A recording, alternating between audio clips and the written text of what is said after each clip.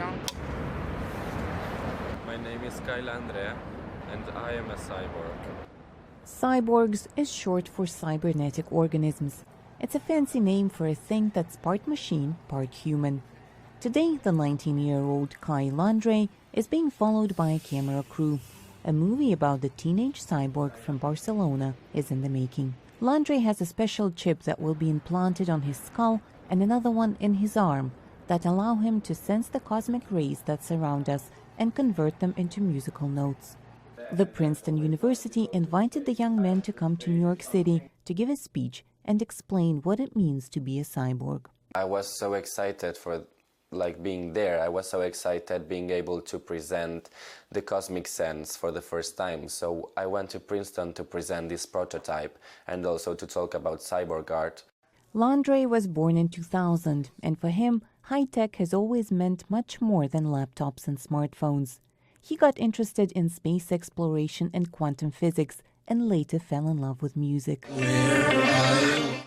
So I started creating musical atmospheres and actually released an album that is space and everything like that. A meeting with Neil Harbison, a Spanish-born British-Irish cyborg artist and activist, became the next important step in Landre's life.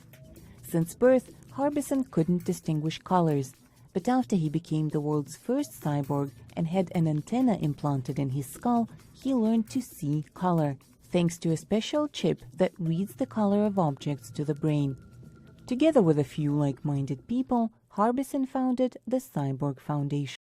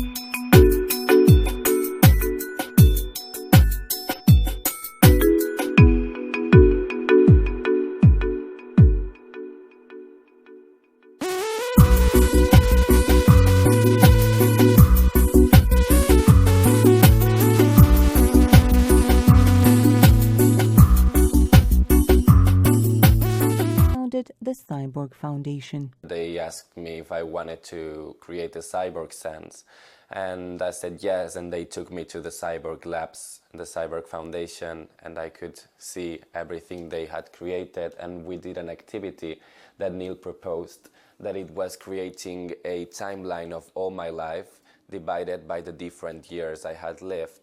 And so I would put one memory to each year, and then I would see if there was any pattern repeating.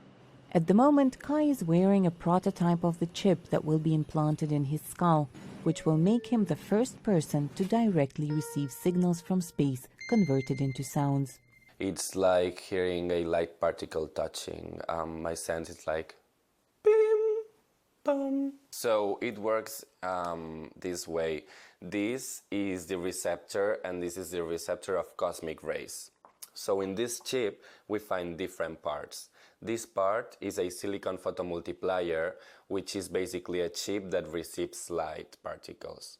And what we do is we receive the light particle, the subatomic light particles that are created when cosmic rays fall into our planet. And it receives these subatomic particles, one particle for each ray, and it translates with this Arduino, which is right here. It translates each cosmic ray by energetic density into a different pitched note. It's mostly beautiful. I love being able to hear space. Landre says he is ready for this experience. He believes it is part of human evolution, part of exploring nature instead of conquering and destroying it. For Anna Nelson in New York, Anna Rice VOA News.